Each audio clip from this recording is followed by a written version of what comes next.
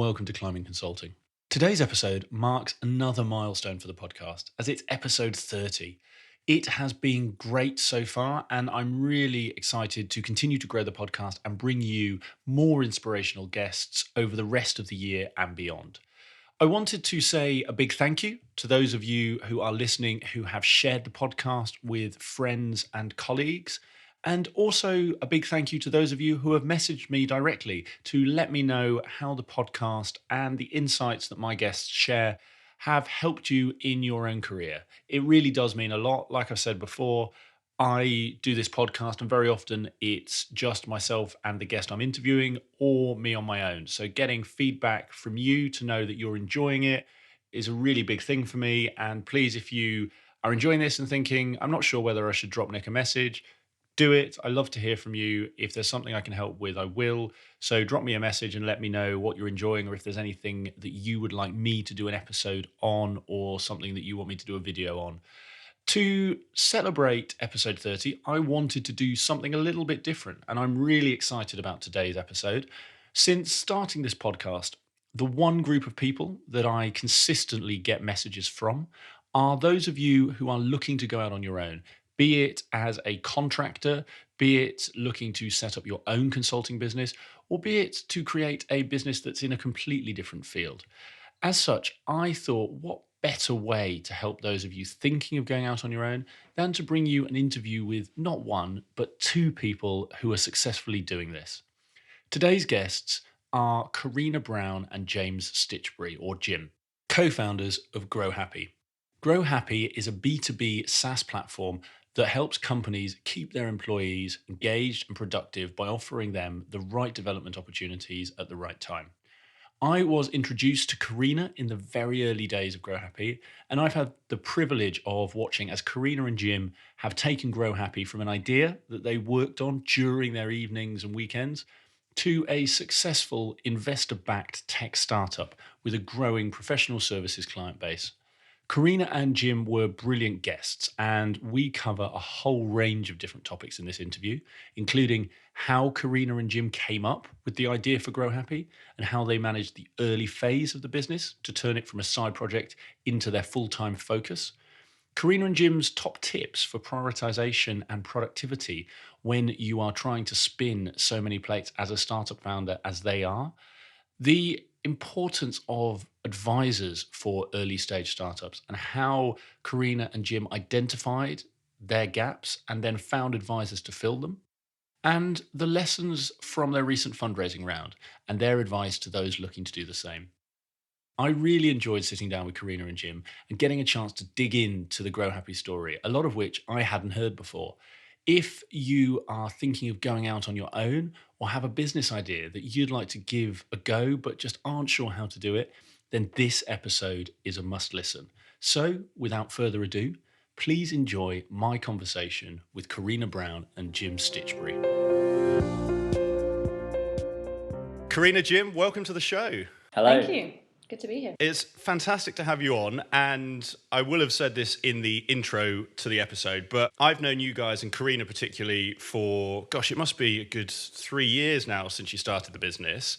And almost ever since I've launched this podcast, I've been itching to get you guys on. One of the big reasons, especially since starting this podcast, I've had a lot of people message me because they're looking to start their own business. So consultants who are looking to go out on their own. And this is something you guys have done, are doing incredibly well, and really excited to explore today. Probably best to start with, though, for those who don't know you, it'd be great just to get that bit of background on who you are and how you got to where you guys are today. Okay, all right. So my name's Jim. Thanks for the intro, Nick. So I started off my career as an aerospace engineer about 10 years ago, before quite rapidly moving to EY in their consulting team. And I was there for about 9 years, kind of working on some big projects like the Olympics and some home office projects and that kind of thing. Really fascinating stuff, and worked with some great people. And then towards the end of my career, I started to think about maybe wanting to do something different. And we'll talk a bit more about some of that stuff later on. But did some kind of experiments with secondments to things like social enterprises and moving to a 4-day week and some slightly radical things like that. And then we started talking about GroHappy, but I'll sort of hand over to Karina to explain more about that. Cool. So a pretty similar journey actually to Jim in some ways. So I started my career at Rolls-Royce. I was in their civil aerospace team, which was pretty exciting. But then I got offered a job at EY on their graduate scheme. So I was lured down to London from Derby, and started there. And I was there for about 4 or 5 years, and was in what was at the time the strategy team that focused on energy clients. And after a few years at EY, I got the opportunity to do a secondment, which was actually helping an entrepreneur build a talent technology business, all about diversity. And a little while after that, Jim and I started talking about GroHappy. And I suppose that was kind of born out of our experiences as employees, and we saw a bit of a gap in the market. So can share a little bit about that if that's interesting. Oh, it's definitely interesting, and yeah, we'll definitely dive into that. And I think you both mentioned obviously the idea for the business. It'd be great to start with actually how that idea came about and how the two of you decided to pursue that together. Yeah, good. So good question. So the idea came about. I suppose I could talk from my perspective first. So I found the process of figuring out what I wanted to do with my career really quite stressful and really quite frustrating. And I went through a period where I had no idea what I wanted, whether that meant staying at the company I was at, whether that meant doing something different. And that whole process was extremely frustrating. And I suppose when Jim and I, we were sort of friends, we'd worked together on a project at EY. We weren't working together anymore, but we were still friends, and we were both living in Brixton at the time. And we caught up for brunch one day, and we were just kind of sharing out each of our experiences about that process of thinking about your career and trying to figure out what it is that you want to do. And we just thought, God, it's like, surely it doesn't need to be this difficult. Surely we could build something that makes it a little bit easier for people. And so that's really where the idea sort of started. And then the more that we started tinkering around with that idea and that problem space, the more that we realised that there was lots of other people in our shoes. And even more interestingly, a lot of companies that were looking to actually help their employees with that, because they recognise that if they don't, then they're more likely to lose them and have people that aren't happy at work. So that's kind of where it started, and it feels like it was kind of at the right timing. Yeah. I think so. I think actually a very similar experience to Karina, and sort of the journey we went through and facing those challenges with navigating, I suppose, career change and that kind of stuff. And when we started building GroHappy and speaking to organisations, we realised that they were trying to do lots of things, like building coaching cultures was something that came up quite a lot, or helping build self-leadership skills in individuals, like you would only get if you were on a leadership program or a high potential program, and providing learning which is really personalised. And we thought, why can't we make that available to everyone? Why can't we make those kind of things available to everyone? And so we saw GroHappy as being a way of democratising some of those outcomes for everyone. And I want to come back onto how you got to where the product is now, because I'm a spoiler alert for those listening. I know you didn't start where you've ended up, and I'm really keen to explore that side of pivoting, because I think it's something that a lot of people talk about, but very few truly understand. I want to just hold on to that point around you guys having brunch and then sort of taking this forward a little bit. We're not going to move forward in our sections, I promise. But I have, and I'm sure you did prior to this, I've had coffees and lunches and conversations with tons of people who want to start businesses or have great ideas, but seldom rarely take the step that you guys did. Do you remember any of those conversations in that intervening period, or questions you asked yourself when you were thinking about, actually, yes, should I go from consultant with a good stable salary, good career prospects, into what at the time I imagine would have been quite a big unknown? Yeah, I suppose there are a few pivotal moments for me that kind of made that happen and created that urgency. I suppose I'd had a lot of assumptions about what I wanted from my career for all the 9 years I was at EY, and there was a number of very specific conversations I had where people asked me quite challenging questions. They'd ask me a question like, what do you want out of your next promotion at EY? And it was one day someone asked me that question, and I suddenly realised actually that isn't kind of what I want right now. And I think having that moment created some urgency to actually take some steps. And there are a few things that I personally found very helpful. Like, I think after that sort of moment, I took time to kind of experiment. So I went to this 4-day week, which gave me the sort of the headspace and the Friday, I suppose, just to sort of build a new network of people and just explore a little bit more. I went on this secondment, as did Karina, but mine was to a different organisation. And I think the other thing I did is I tried to become more open and honest at work with my manager at the time to sort of share what I was thinking. And then they were able to really help me and actually give me the encouragement that perhaps I needed. On that point, because it's something, and actually it's something I've been having conversations with others about recently, but how did you get yourself into that space to be open? Because other podcast guests have highlighted, like you said, that openness in conversations about where you want to take your career is key to letting people help you. If they don't know, they can't help you. But it comes with a whole load of fears and concerns. You know, the common one that I had and I know others have is, if I tell my boss I don't really see my future here, they'll fire me. Yeah. How did you get over that fear? Or how have you since advised others who are, maybe in that same situation? So I think from the kind of honest conversation perspective, I think the only way to really identify whether or not there is an exciting opportunity for you to grow within an organisation is to have the conversation about what it is that you want. The next best outcome is that you have that great conversation and you're kind of given a rocket to go somewhere else and do that. And I think, and I suppose for me, I got to a place where I knew I needed something different, and I wanted to do it in a really positive way, and I wanted to use the network I had. And I think by doing that, we now call on those people today to help us in what we're doing now. And I think never say never. One day I might go back, and I think that's the kind of the way in which people, I think, leave organisations when they leave in the right way. That they maybe one day go back with new experiences and new skills. So I think that was a bit of a mindset shift for me, I suppose, that I had. We had a really interesting example of one of the early users of GroHappy was working at a big organisation, wasn't feeling really fulfilled in the work she was doing at the time, but didn't have that conversation, thought nothing would come of it, and so just left.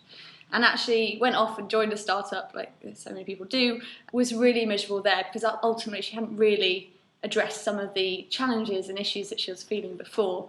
And then eventually had a really open, honest conversation with someone back at her old firm who was then able to say, oh, you're interested in startups. Well, we've got an innovation hub that we've just launched. Why don't you come back, do the work that, you're amazing at, but spend a day a week working there. And so those conversations and those opportunities they cannot be found unless those honest conversations happen. So I think, but it does take a bit of bravery for sure. And so it might be that led on to the sort of transition. But that is the second part, especially for those looking to start their own business. How do I make that leap? So you guys know sort of my background, and I tried the go out and see if you can beat the runway to take off and failed at it. I know you guys did the other way, which is sort of build on the side and build while working, but that obviously comes with its own challenges and other things you've got to manage. How did you two in the early days manage the development of the business and shaping it and beginning to sort of take it forward while still within, your consulting roles? Yeah, so I suppose there's a couple of different ways, and we tried different things, over different periods of time. So just some of the things we did, we were both doing at various different points in the early days of building GroHappy. We were doing freelancing work, and we were lucky in that we both managed to kind of negotiate 4-day-a-week freelance consulting gigs, which was actually at the time quite hard to do because the norm in freelance consulting, from what we've seen, is often kind of 5-day-a-week projects. But we managed to keep our Fridays free, and so on Fridays we would work together and kind of take steps forward with GroHappy. I think it's also fair to say we worked on weekends, and so there was kind of this.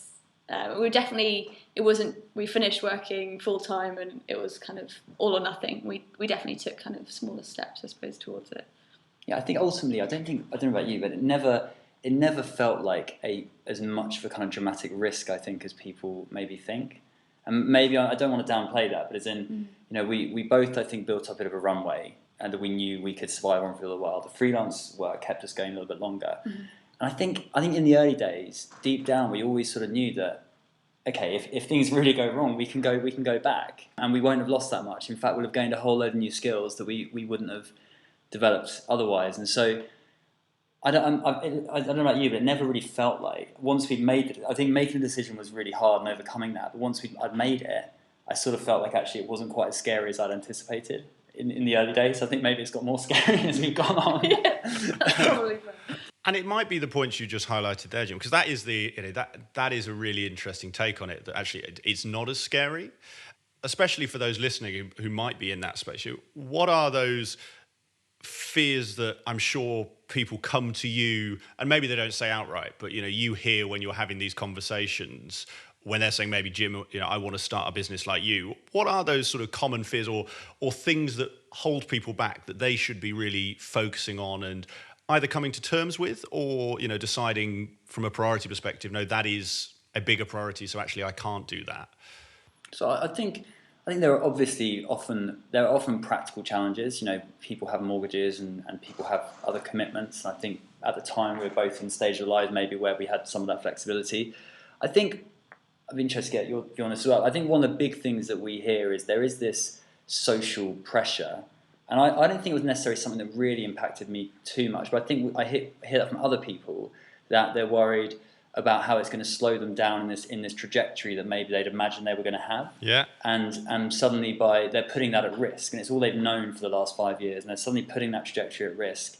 And that's really hard, I think, for some people to deal with. Maybe they're going to slow down versus their peers. But you're slowing down on you're moving on to a different trajectory. You're no longer competing, and you're getting a different experience. So yeah, I think that's one thing I think I've seen. Have you? Yeah, no, I think we had conversations about this in the early days, about so much of our sense of self and sense of identity is tied up in the work that we do. And so, I suppose I certainly felt, when you're working at the likes of one of the big four, that is, it comes with a certain amount of kind of prestige and credibility. And so I think there is sometimes like a bit of trepidation of like, if I step away from that, what am I all about? And I think that's something we hear sometimes. And what is it you say to people when they come to you with that challenge? Because that challenge is real. And I know a lot of people who have and continue to have that challenge. I've certainly had that challenge myself. What do you, to your point, Jim, of maybe it's a different plane, is there anything you either point people to, be it a resource, a bit of guidance, video, anything you send people to, or is it more just something for them to consider themselves? I mean, you're kind of tapping into I suppose, the nuts and bolts of GroHappy there a little bit. But I think I did quite a lot of work on myself as I was making my move away from EY. And I think when you do that, you get clear on what it is that's really important to you. So thinking about the kind of strengths you want to build and what it is you really care about. And when you do that, you suddenly realise that things like social pressures and social comparisons was actually quite low down my list. And there are these other things that were far more important. So resources I would point people to will obviously be GroHappy. But, I think there's, it's the kind of work that coaches do with individuals, right? They sort of get people to really think about, what it is they most care about and what they should be focusing on. So I think it's not an easy thing to overcome, but I think a bit of self-reflection is one way of overcoming that. I think like one of the practical, just like it's a really practical tip, but is one of the questions that can cause a lot of anxiety is that question. So what do you do when you're at a networking event or you're at a dinner party? What do you do? And that, when you've got a job that everyone knows about, that's quite easy to answer. But when you step out on your own and you're probably still figuring out exactly what it is that you do, and that can be quite a anxiety-ridden question. So even just coming up with the sentence that you reply to that question can make a really big difference of feeling a bit more confident about that piece around identity.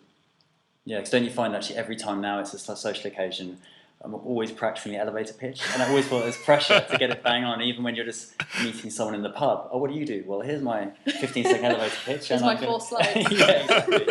So I mean, that's always there. That's always a challenge as well, I think. However, proud of what you do, but yeah, I think that's key. Yeah, and it's I mean, that, like you say, it's especially if your whole peer group are, let's call them professionals, bankers, lawyers, consultants, and you go to these dinner parties, and like you say, everyone is one of those, and then you have to give a pitch which is something different. And I know exactly what you mean. I think that's a great bit of advice, like you say, of actually getting over that fear of being able to give that elevator pitch. I'm not going to ask you to do either of yours. However, Karina, I do want to see the 4 slides that you keep in your pocket to get out of the pub. So do I.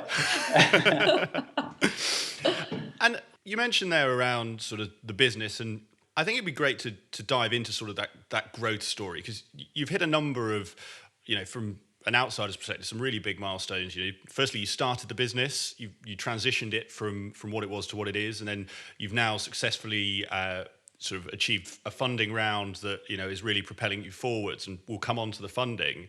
But that point to start with around actually what the business was and then how you decided to shift it, because from where I sit, and please jump in and tell me if this is wrong, I think you've shifted your business quite fundamentally in terms of target market.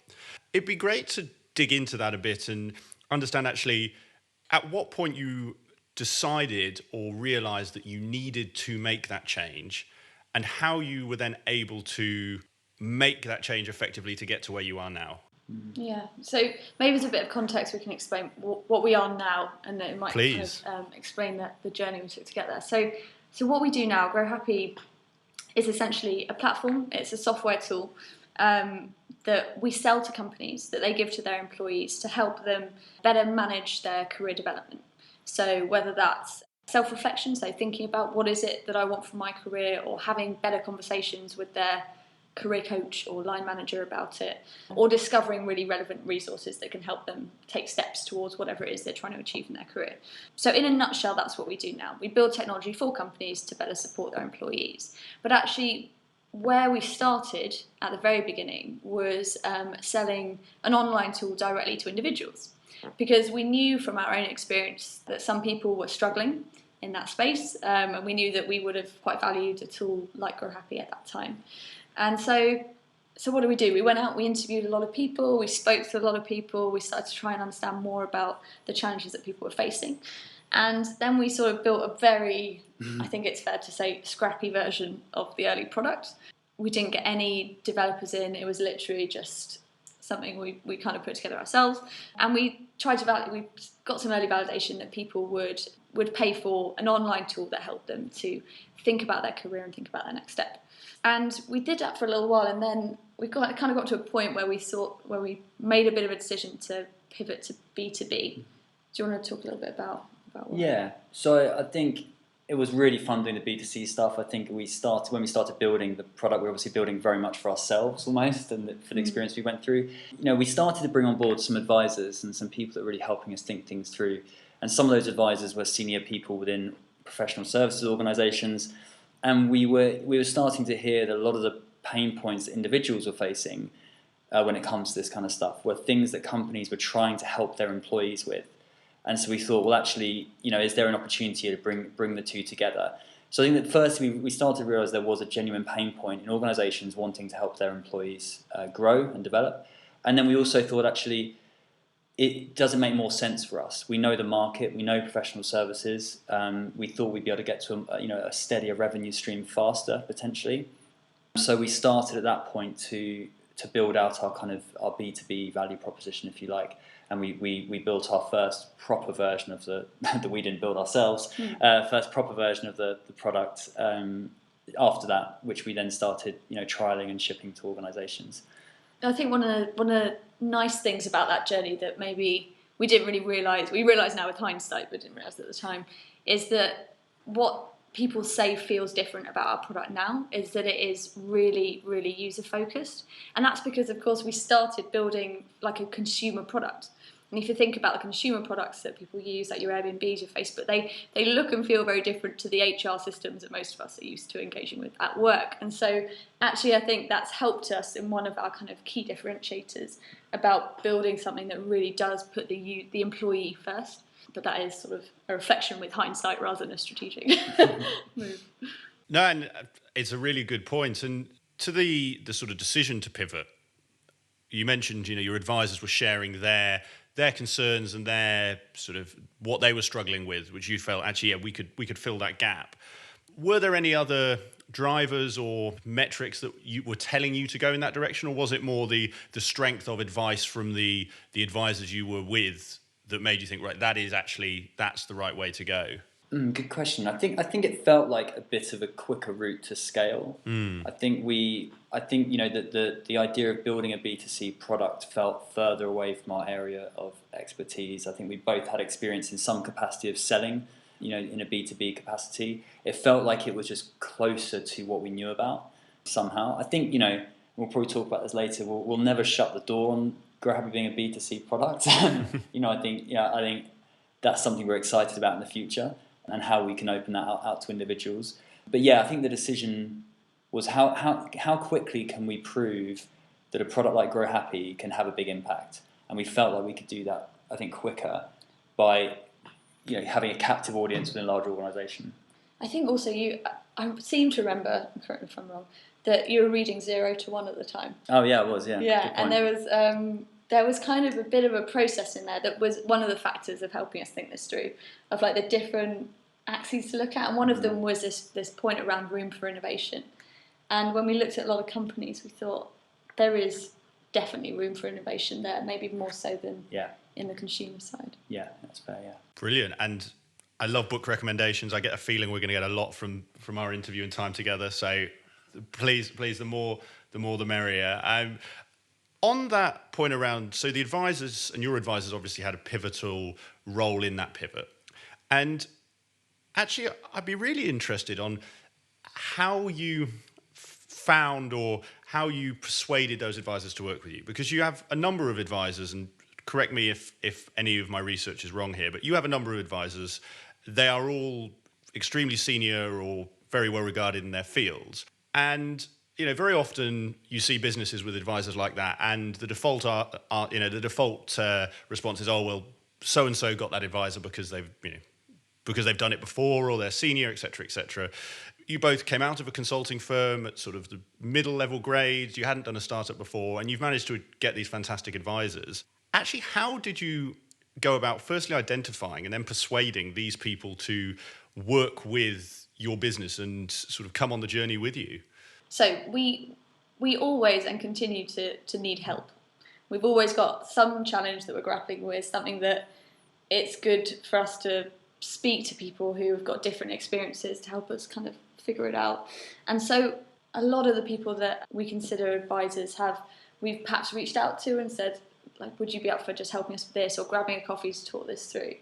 And they've been kind enough to oblige. So I think that kind of reaching out, asking for help. Obviously not everyone comes back. I've probably asked many more people for help than, came back, and that's to be expected.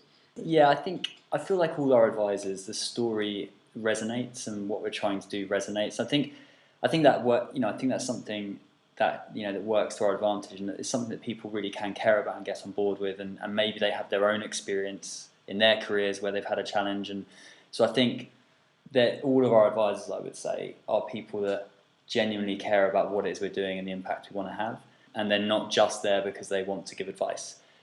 So I feel like a big part of them coming on board was getting on board with what we're trying to do and the impact we're trying to have, and that connection as well. But I think to Karina's point, I think it's that knockbacks you get when you ask for help, and that's probably one thing you just have to. If you want to get advisors on board, you just got to ask. Yeah. And you've got to be ready to not get any replies, but yeah, certainly.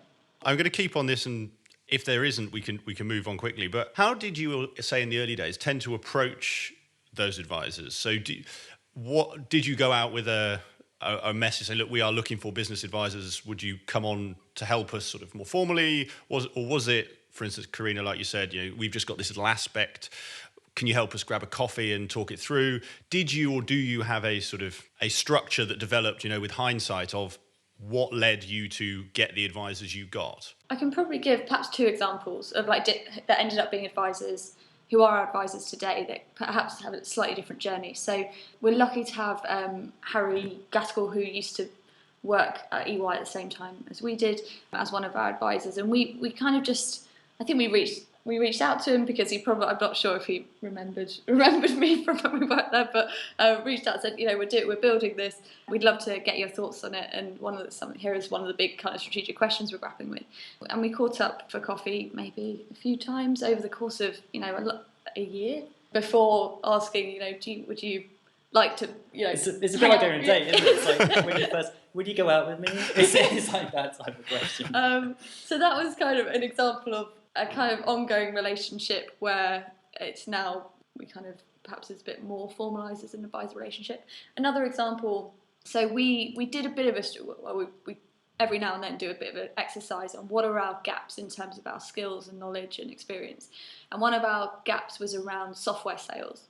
And I went to a workshop through this program that we were on, all about selling software. And the guy that was leading that or delivering that presentation was brilliant, and I learned so much in that workshop. And so we just messaged him afterwards and said, hey, can we spend like an hour talking specifically about our business? And then that kind of has evolved into, he's a really good advisor for us now. So yeah, it probably just all comes back. What was that workshop? So we were lucky to get on the London and Partners Business Growth Programme, which is the Mayor of London's support programme for fast-growing businesses in London.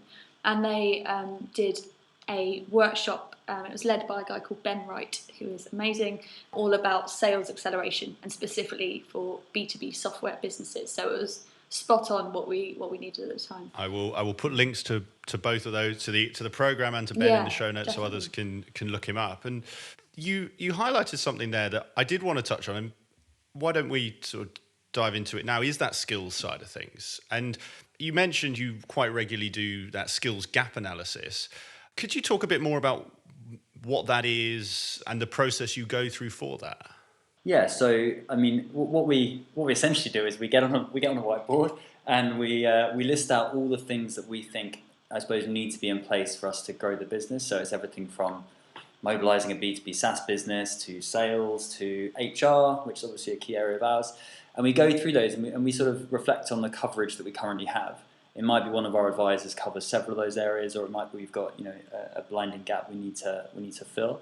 And so from that we can sort of prioritize, right, where do we need to start.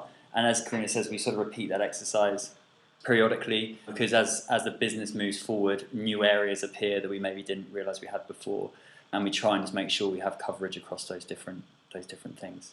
So yeah, quite a practical sort of process we go through, really. And is that list, because I really like this exercise that you're talking about, has that grow? So you mentioned around it grows with sort of the areas your business changes into over time. Is it that you simply add more skills to that list, or is it that some skills that maybe were required in the early days have become redundant since and have dropped off that list?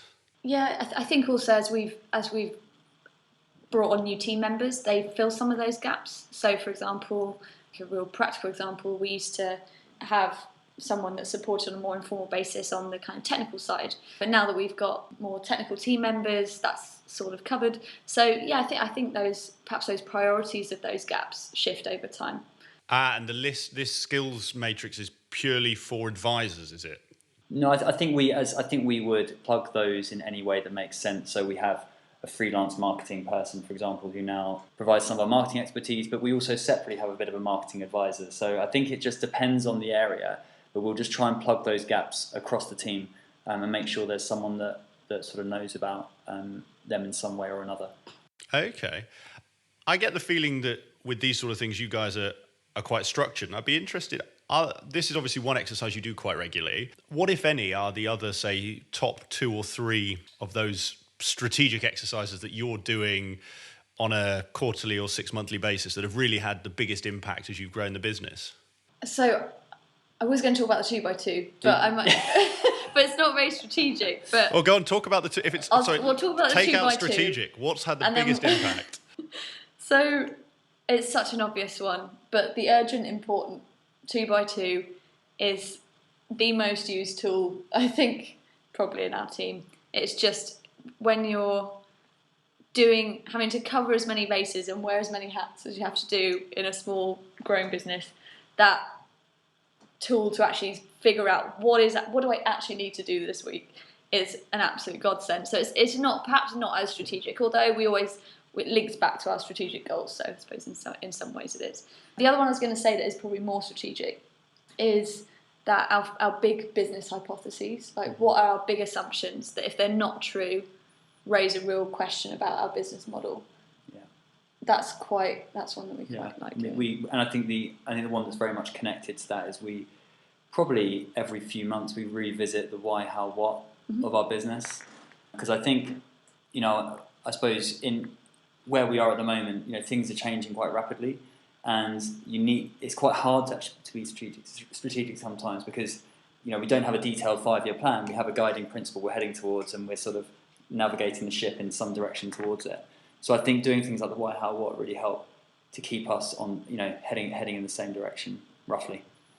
And I just, to that point around, it might be the urgent, important, or just more broadly about, like you said, Jim, that how you keep yourselves towards that guiding light is, in a world where, you guys are flat out doing everything with the business, like you said, it's a small team, you've got to wear many hats, what approach have you found that has enabled you to carve out the time for these activities? Or how have you avoided just simply running on the treadmill and doing without taking that time to step off? Yeah, that's a good question. I think it probably starts from, so we start from a kind of quarterly set of priorities we're working towards in that quarter. And that's about as far forward as we go from a detailed perspective. So, and in the team, we have the things that are our focus. We've split the team into different bits that we focus on. And then working back from that, we review that on a monthly basis. And then weekly, we set weekly outcomes individually, what we're going to achieve this week. And we do a really informal daily stand-up as well.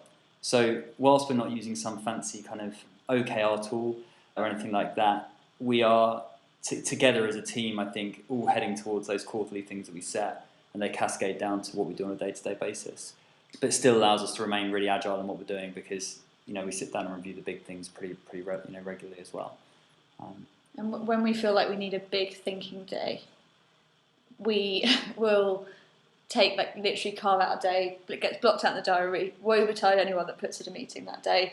And last time, it can be something as simple as last time we just went and sat in the South Bank Centre, which has appalling internet connection. So it was quite nice. You were kind of forced to work on pen and paper, and we just kind of spent the day working through some of those big questions and removing the distractions of email and all of that sort of stuff. And so it's really simple, but those really help as well.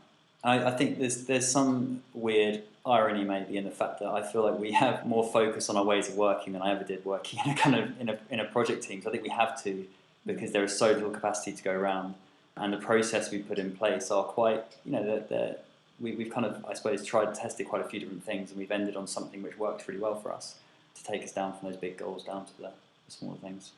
On those points, and I said I'd come back to it a few times, and I will, is if others are looking to emulate, the success and the impact it's had for you, are there any books on that specific topic around the ways of working or sort of strategy in a startup that have helped you? It doesn't, and I've realised, because over the last 3 interviews, I think the last 3 guests have all told me they don't read books, they read articles and watch videos. So it doesn't have to be books, but is there anything that has really helped you or you would point people to around that space?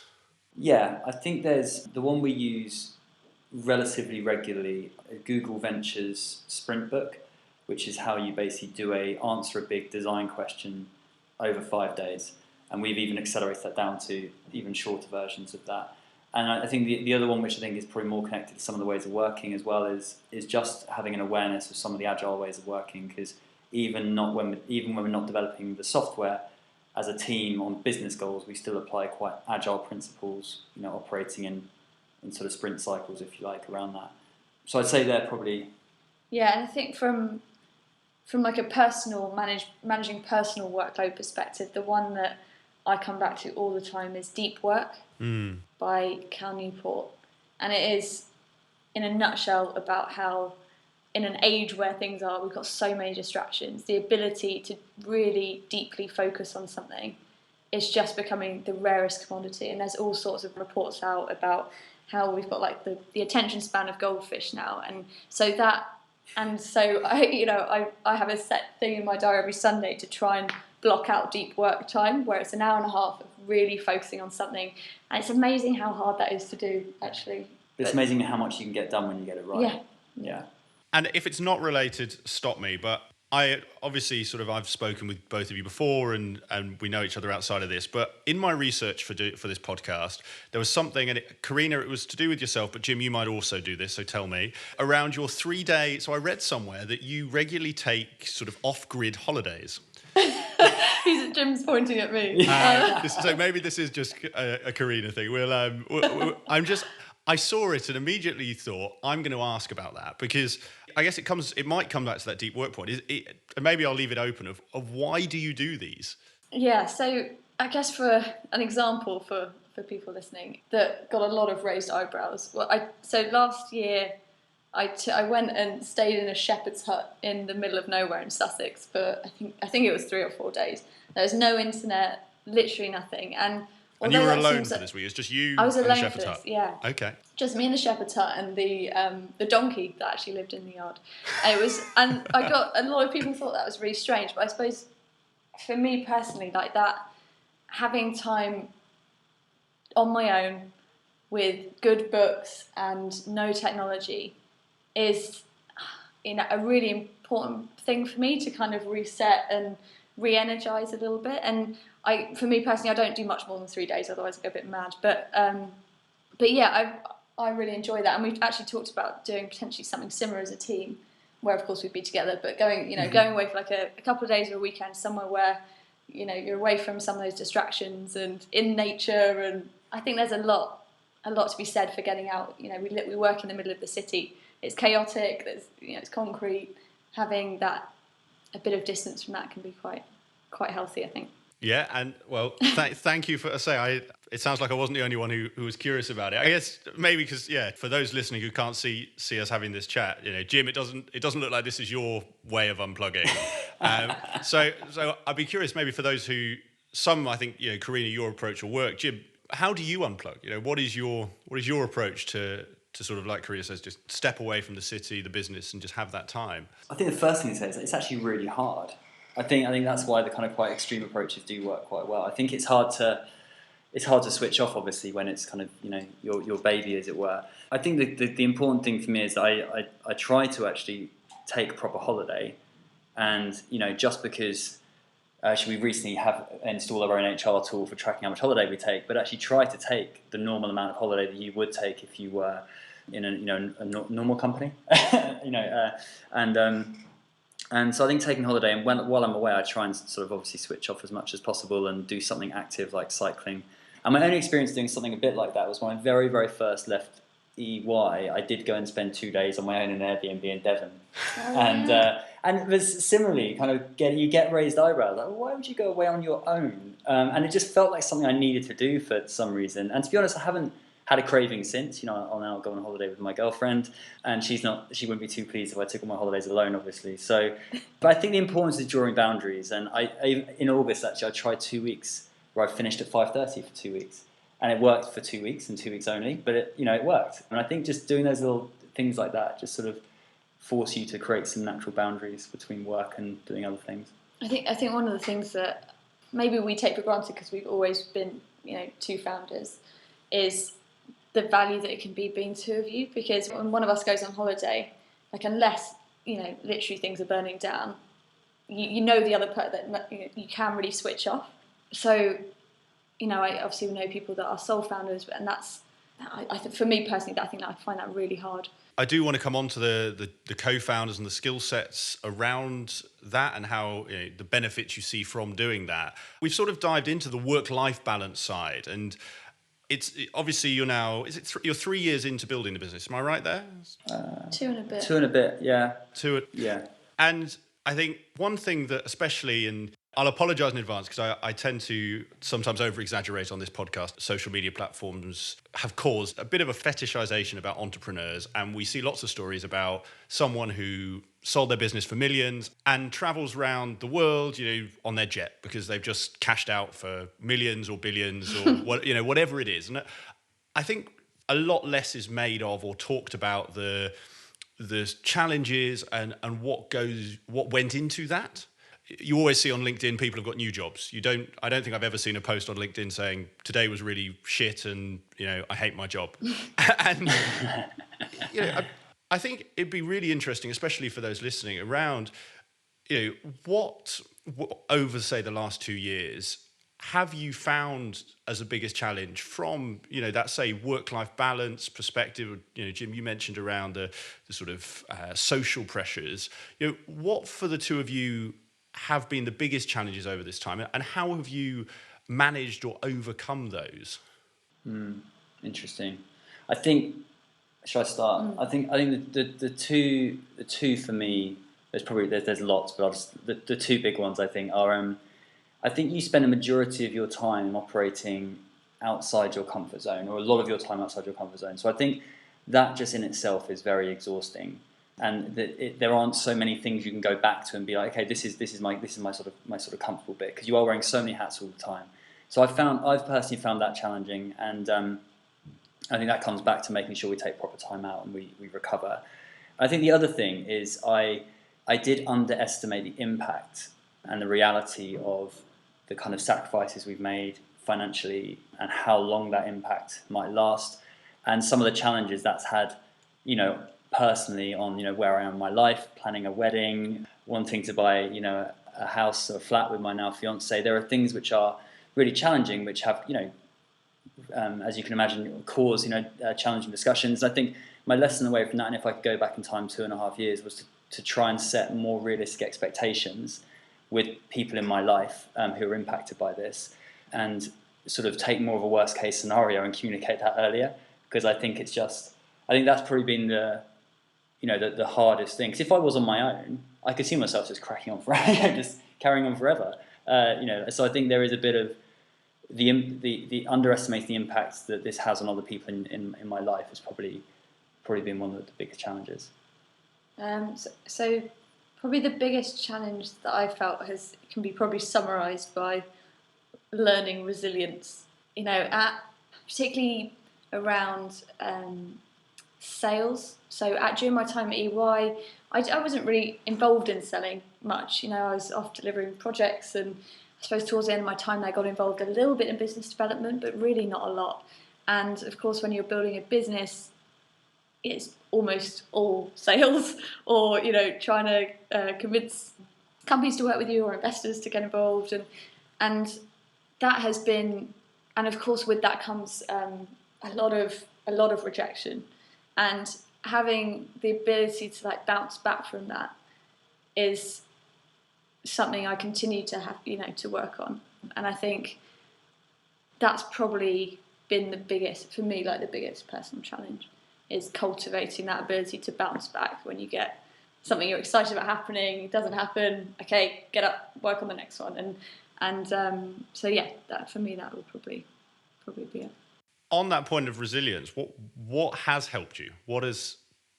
Is it experience just having done it, or are there other things that have helped you get comfortable with being comfortable with being uncomfortable? That's yeah. I don't know if that's the best way to say it. For me personally, there are probably two big things that stand out. The first, I went to a workshop with a brilliant little company called the Happy Startup School, and there was a speaker there called, I'm going to forget his name, the author of a guide about quiet introverts, and he basically shared this message that confidence ebbs and flows. And he said it's a common misconception that confidence is a state, like you are either confident or you're not confident. But that isn't how it works.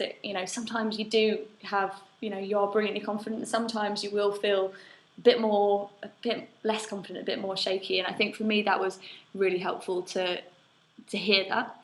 And also the second thing is meeting other people. So meeting other people, building businesses, maybe at a similar stage or further along, and sharing stories, and not just the success stories, but also God, this is really hard today. Have you been struggling with this? What did you do in this situation? And we're lucky to be in a co-working space where there's some brilliant people around us, some of which are at a similar position, and just having other people around who are going through that journey has been really important, I think. Brilliant. And Jim, I do want to come back to your piece, and we'll move on quickly after this, but you highlighted a really key point around, with hindsight, you would manage those expectations better, you would have those conversations. If someone is listening to this and they are about to start on this journey, what conversations should they be thinking about having? I think if it's to do with the impact it might have on loved ones and people outside of work, I think it's being as open as you can about your motivations and why you want to do it, and I think together assessing the impact and the sort of and how that's going to work in practice, because I think there are practical steps you can take to make it work. And I think certainly have got better at living on less. And I think, you know, there are exercises like that which having those conversations up front mean that it's less of a surprise when some of the realities hit of what it means to kind of start a business. So I think being open and honest, you know, as much as you can, and sort of coming to those conclusions together and coming up with a plan together of how you're going to tackle those things. Yeah, I'd say that. Brilliant. And I do want to, and again, if for those who listen, this won't be a surprise, but I like to jump around in these interviews, so thank you for bearing with me on it. I want to actually bring us all the way forward to what you've been working on most recently, which is your funding round, which, as I understand it, you achieved your target. Congratulations on that. And again, I think funding startup businesses is something that you see on Facebook, a lot of businesses that have done it, but people don't. That's the sort of the social media side. There's a lot of hard work that goes into it. There's a lot of effort. There's a lot of, Karina, to your point, I expect rejection and conversations that lead nowhere. It'd be great to just dig into that for a little bit and understand what were those key challenges or learnings you've taken away from this funding round, and what you might do different for the next one. So the best advice that we got about fundraising was it's a bit like dating.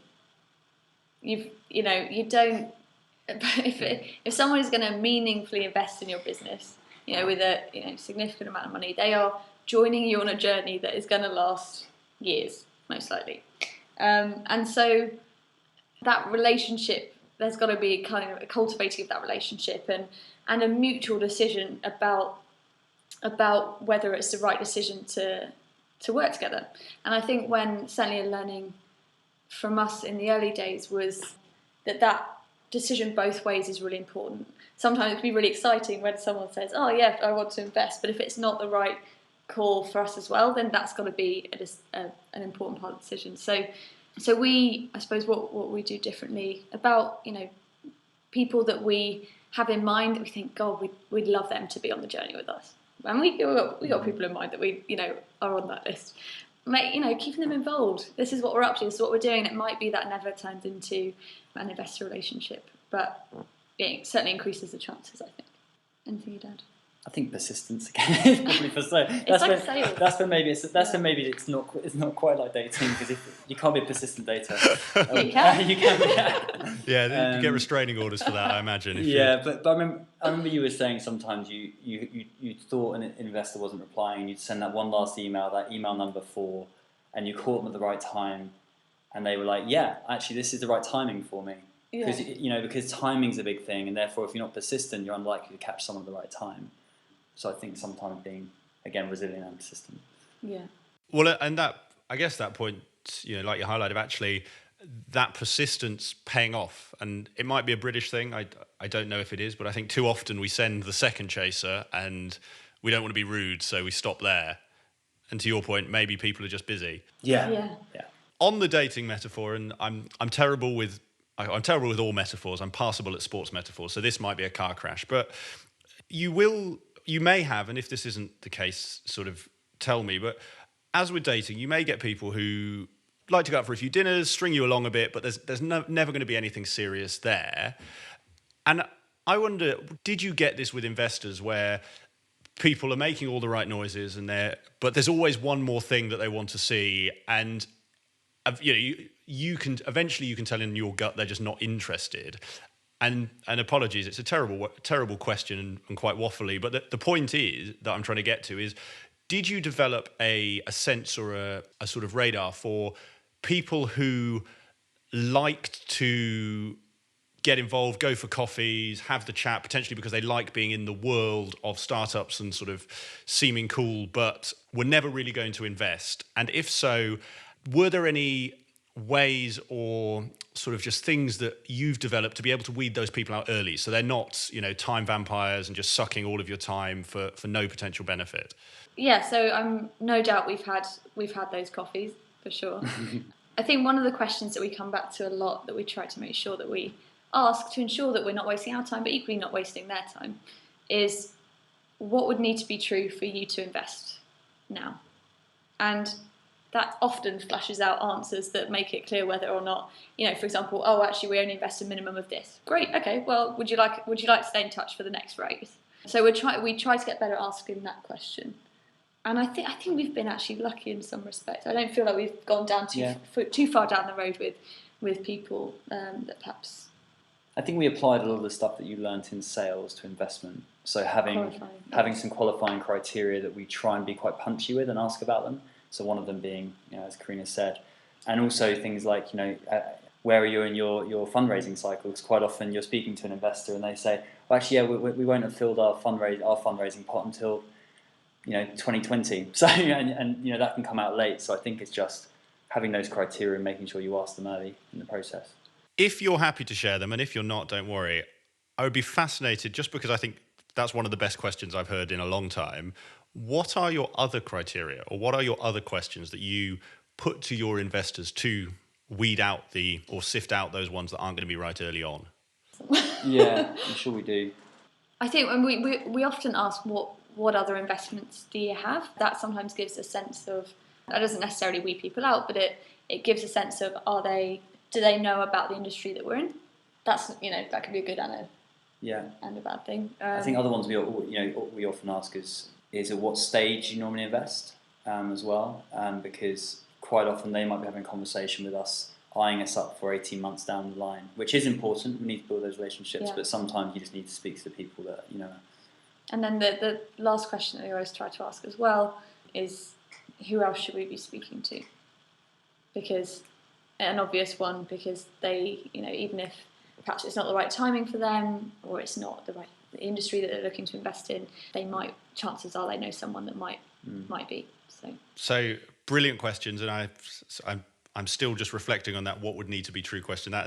That's really hit me, guys. And I think if I get as much from these conversations as my listeners, and that is a phenomenal question that actually I think you can apply to most things. I think if you replace invest to whatever else you're deciding on, I think that's a fantastic one. And I'm very conscious of time, and I know that, Jim, to your point around getting away at 5:30, because of me, you are not today. And so I am firstly, thank you very much for this, but I'm very conscious of time, and while I would love to keep speaking with you guys for the whole evening, and I hope we get, maybe at your next, to your point, Jim, maybe at your next raise, we do another interview and we have another chat. I've got two last questions, and I'll be really interested in the answers to these, and then we'll sort of call it to an end. So the first one, and it comes back to books. This is a much more open question, is what is or are the books that you have found yourself gifting or recommending most often, and to help you with that, let's say in the last 6 months? Shall I go first? Yeah. So, non-fiction, it is The Alliance by Reid Hoffman. It was recommended to us by one of our advisors, Richard Gould at Morehouse. And it is, it's very core to what we believe and what we're building at GroHappy. And I think it lays out the kind of context of what the world of work is like in a really nice way. A fiction book, if that's of interest, is The Poisonwood Bible. I've given that away numerous times. It's a beautiful book. Mine are, I suppose, my non-fiction. Homo Deus, the sequel to Sapiens, which I haven't actually read. I've not read Sapiens, but I've lent that to a number of people, and I just find it fascinating. What his predictions are on the future of humans. And the second one, which actually might break the 6-month rule, but so there was a book actually which was given to a lot of the leadership team in my old organisation called Exponential Organisations, and it was all about how the rate of change in the world, how organisations needed to adapt across all of their kind of elements of the operating model. And I found that really interesting as I was moving away from consulting, because there's lots of things you can play into to sort of smaller businesses too. So yeah, Exponential Organisations was my other one. Fantastic. Some great recommendations. I'm actually in the middle of Sapiens at the moment. It's on my Audible in the car to and from work. It's a big one. So I'll move on to Homo Deus after that. And I'm going to take a second swing at this just because of, Karina, what you mentioned around your advisor's recommendation. And I'm going to see if there's any additions for I'm not going to give you a number. What are the books that your advisors have recommended or given to you that have had the biggest impact on your journey with GroHappy? So I think One particular is called Reinventing Organisations, which the the full version is quite academic and a bit of a textbook, but written by a guy called Frederic Laloux, who talks about how organisations are evolving from being very machine-like, coming out of the Industrial Revolution, and becoming more organic and family-like in the future. And he has done a beautiful illustrated version of his book, which is much shorter, and you can download it for free, and well worth a look for anyone interested in organisational culture and change. On the business side, perhaps. I mean, the obvious one, the lean startup. We've got a number of advisors who live and breathe by that book, and there are definitely chapters there that are helpful to come back to. Reading it back to front can be a little bit dry, but coming in at certain chapters, have been helpful at times. Yeah, there's some great additions. We've got a great reading list here, and I genuinely love these recommendations because they help me as much as my listeners. So thank you for those. And then the last question, and again, I'm going to tailor this slightly, just given your unique circumstances as compared to some of my other guests who may be in consulting firms or running them. So usually I ask for advice for 3 people, and I'm going to ask for 4 with yourselves. And again, sort of, when I give rules or guidance here, it's really only to help you. So if it doesn't help you, throw it out the window and give the answer you want. So you have 4 people in front of you. The first is someone just entering the consulting industry as an analyst, so say just out of university. The second is someone who is 4 to 5 years in, so senior consultant manager level. The third is someone just approaching partner. And the bonus person who I'm adding just for you is someone who is anywhere within those grades, who has an idea and is thinking about going out and starting their own business. What one piece of advice would you give to each? Take one each? Yeah. Shall we start? Yeah, okay, we'll take it in turns. Let's see how this goes. So to the person just starting their career in consulting, I think probably 2 things. Be a sponge, and all the new experiences, all the things that get thrown your way, soak them up and just try out new things. And that's one of the beauties of consulting, is that ability to try out different projects, try out different industries, and see what piques the interest. And the second one, I suppose, would be meet as many interesting people as you can and try and learn from them and work with them. So the person that's 4 to 5 years into their career, interestingly, quite like a high risk of leaving this particular segment of people in organisations. But I think, at this point, they've really established the foundations of their career, built up some core skills, which mean they can, really add value in their organisation and beyond. I think it's a worthy time, because they've got enough experience under their belt to reflect on what it is they really love about work, what they don't love about work, where they can really apply their skills to kind of be their best self in their organisation. I think at that point in time, they have enough data points, if you like, to reflect on that, and therefore make a really informed choice about where they're going to invest next in their career.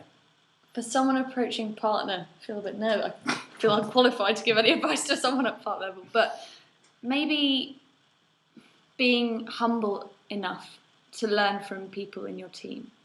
And I think more than ever, where jobs exist today that didn't exist 5 years ago, and kids are learning to code in schools, and we are going to, all of us, be constantly needing to reinvent our careers and reskill. Yeah, having the humility to know that even with all that amazing experience, there are things to learn from even the most junior person in the organisation. I don't know if that's a bit controversial. So the last one was someone who has an idea in their business. I'm not sure I'm qualified for this one. Well, as someone who was in your shoes 2.5 years ago. Yeah.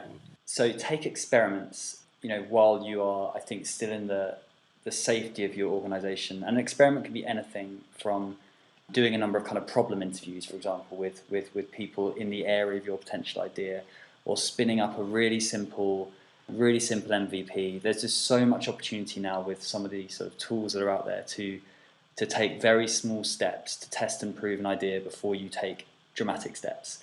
And then second to that, I think, is really kind of nurture the relationships and the network that you might need to take that forward. I just think one of the biggest things that's helped us is the relationships we probably built 5-6 years ago, that are sort of the ones that are really helping us along the way now as well. So I think nurturing relationships that might help you with your next steps are really important too. Brilliant advice, guys. Well, thank you so much for that and for your time and all of the other points from today's interview. Like I say, I've taken a ton from it. I know my listeners will. The last thing to say and to ask is for those who have listened to this and want to find out more about yourselves or find out more about GroHappy, where would you point them to and where can they get in touch? So to learn more about GroHappy, best place to go is our website. So that's grohappy.co.uk. We've got our new website launching in 2 weeks, which we're very excited about. So do go check that out. And then probably best by LinkedIn. We're both sort of on LinkedIn. So we love hearing from people. So feel free to reach out. Fantastic, guys. Well, really appreciate your time tonight. I know you've got 1,000,001 things on, and it's been great to catch up and hear the bits of the story that I haven't heard before and all of the questions that I haven't had a chance to ask before, not least the 3-day holidays to the Shepherd's Hut, which I now know about. And I'd say I like the idea. I might try it. We'll see. But guys, thank you so much for this. And all that's left to say is all the best for the rest of your week. Thank you, and thanks for inviting us on. Really enjoyed it. Cheers, guys. I hope you enjoyed today's episode of the Climb in Consulting podcast. If you did, I would be very grateful if you could leave a review on iTunes, Stitcher, or your podcast platform of choice, whichever one you may be using. And please also share this with anyone that you think could benefit from hearing today's interview. If you want to get in touch or give me any feedback about the podcast, please feel free to drop me an email. It's nick@climbinconsulting.com, and I look forward to hearing from you.